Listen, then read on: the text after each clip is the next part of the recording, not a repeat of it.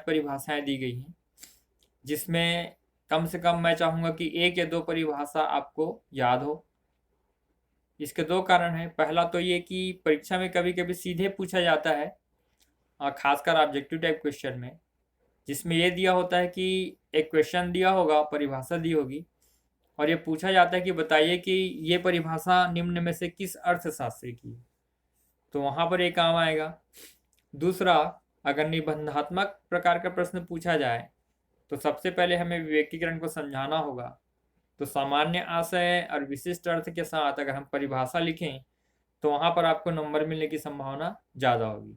तो ये दोनों अर्थों में हमको परिभाषा याद करनी आवश्यक है। तो मैं चाहूँगा कम से कम प्रोफेसर बोय की परिभाषा याद कर लेंगे। ये परिभाषा छोटी है, सरल है, ठीक है, ये याद कर लेंगे। अब देखिए कि कोई भी उद्योग विवेकीकरण को क्यों अपनाता है। तो अभी तक आपको समझ में आ गया होगा कि क्यों अपनाता है, फिर भी हम बिंदुवार इसको समझने की कोशिश करेंगे। तो देखिए, सबसे पहला आपका दिया है अपव्यय की समाप्ति। व्यय, खर्च वास्तविक होते हैं, और अगर हम वास्तविक खर्च से अधिक खर्च करना प्रारंभ करें तो हमारे लिए क्या कहलाता है, वो अपव्यय कहलाता है। तो अगर हमने उद्योग में विवेकीकरण अपनाया हो तो हमारा खर्च वास्तविक खर्च से अधिक नहीं हो सकता, ठीक है। तो देखिए किन किन खर्च को हम समाप्त करते हैं जबकि हमने उद्योगों में विवेकीकरण को अपनाया हो। पहला आपको दिखाई दे रहा है निरर्थक प्रतियोगिता से होने वाले अपव्यय। जब आप निरर्थक प्रतियोगिता की ओर जाते हैं तो आपका मूल ध्यान वस्तु की गुणवत्ता या वस्तु की न्यूनतम लागत में तो होती ही है, साथ ही हमको अनावश्यक कई प्रकार के और खर्च करने पड़ते हैं। जैसे कि आप विज्ञापन करेंगे, या आप प्रतिस्पर्धी को मात देने के लिए हो सकता है कि आपके वस्तु की कीमत में गिरावट करें। तो कहीं ना कहीं ये क्या करेगा, उद्योग को अनावश्यक रूप से नुकसान पहुंचाएगा।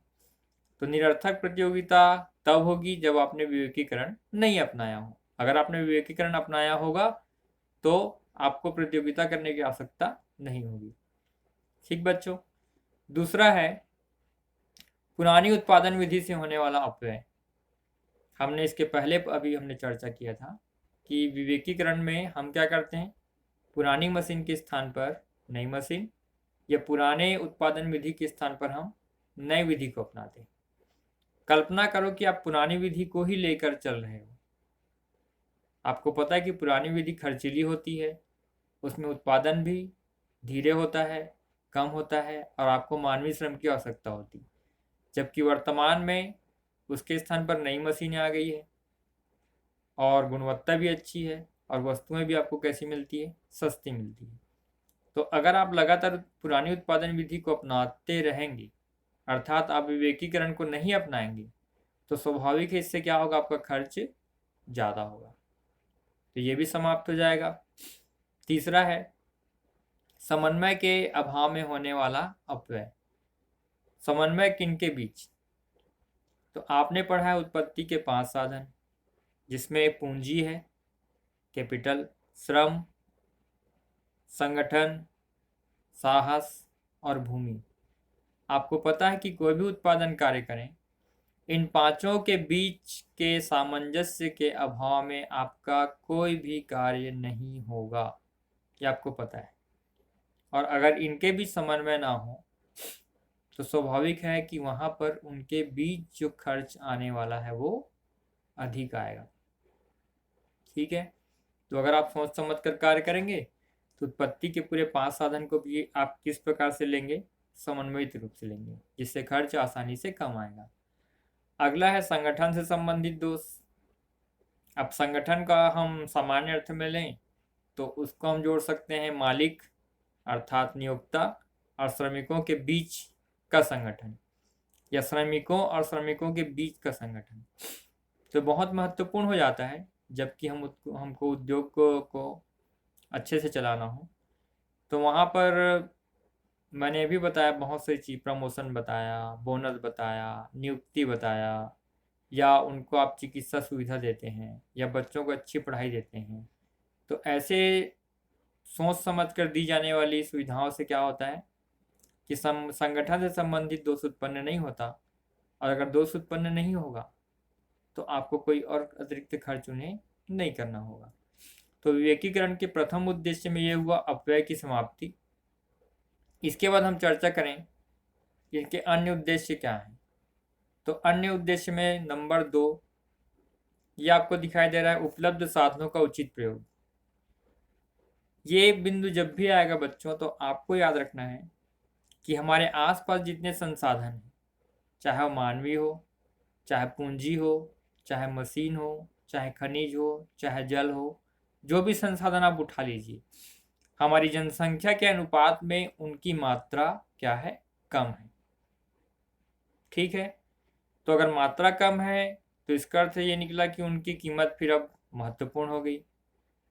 तो हमारा उद्योग कब सफल होगा, जब जो भी संसाधन हमारे आसपास हैं, मानवीय रूप में या भौतिक रूप में, अगर उन संसाधनों का हम अगर उचित प्रयोग करते हैं तो ही हमारा उद्योग सफल होगा। और उचित प्रयोग तब हो पाएगा जब हम उस कार्य को कैसे करेंगे, सोच समझ कर। ठीक है बच्चों, तो दूसरा फायदा ये हो गया कि कम संसाधन को भी हम विवेकीकरण के माध्यम से अच्छे कार्य में हम उपयोग में ला सकते हैं। तीसरा है उपभोक्ता को लाभ। उपभोक्ता किसे कहेंगे हम, वह व्यक्ति है ना, या वह व्यष्टि या वह समुदाय जो उत्पादक के द्वारा उत्पादित की गई वस्तु का उपयोग करे या उपभोग करें। तो उससे क्या फायदा होगा, तो थोड़ी देर पहले हमने चर्चा किया था कि जब भी हम विवेकीकरण का उपयोग करेंगे तो सबसे बड़ा फायदा होगा कि किसी भी उत्पादक को किसी वस्तु को निर्मित करने की लागत कम पड़ेगी। लागत कम होगी, वस्तु की गुणवत्ता बढ़ेगी। लागत कम होगी तो उत्पादक को लाभ भी होगा।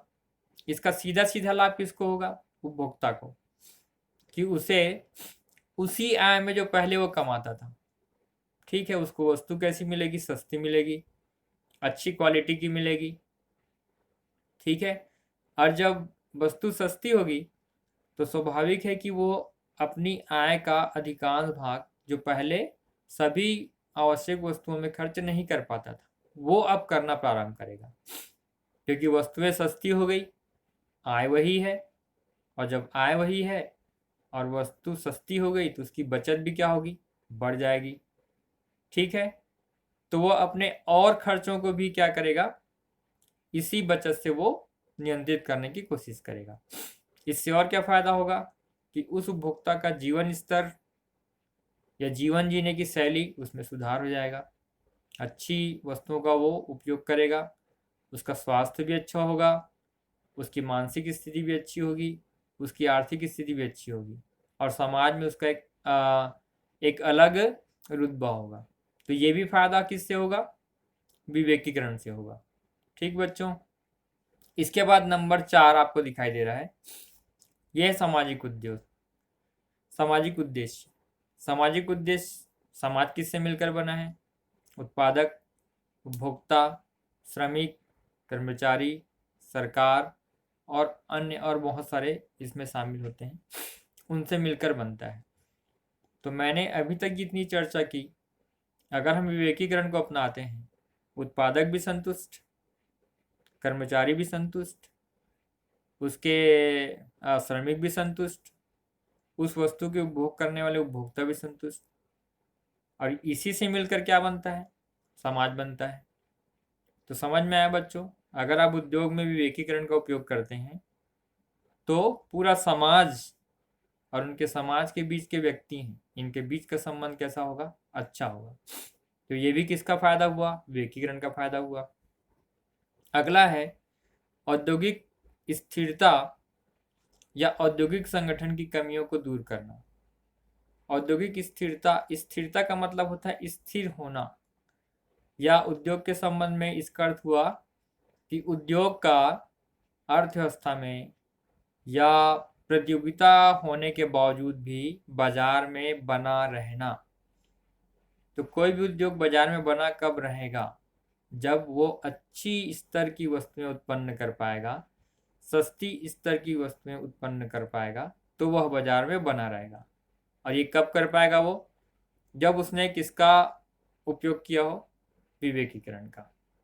ठीक बच्चों, इसी प्रकार औद्योगिक संगठन की जो कमी होती है, आगे हम देखेंगे कि औद्योगिक संगठन का जो ढांचा है वो 2 प्रकार का होता है। एक आंतरिक अर्थात अंदर के व्यक्ति, और एक होता है बाहर। बाहर में फिर क्या आएगा, अन्य उद्योग, राष्ट्र, अंतर्राष्ट्रीय। ठीक है, तो उस कमी को भी हम कैसे दूर करते हैं, विवेकीकरण के माध्यम से। अगर एक उद्योग का दूसरे उद्योग से कोई आपसी समस्या हो, या उद्योग का सरकार से कोई समस्या हो, या उद्योग का अपने आंतरिक श्रमिकों से कोई समस्या हो, तो वहाँ भी हम समस्या को वैज्ञानिक तरीके से हल करते हैं। साथ ही इन समस्याओं को हल करने के लिए सरकार क्या करती है, अलग अलग वो कमीशन बनाती है, आयोग बनाती है, मंडल बनाती है, जो बराबर उद्योगों पर अपनी नज़र रखता है। तो ये भी किस में शामिल होगा, विवेकीकरण में शामिल होगा। तो हम देखते हैं विवेकीकरण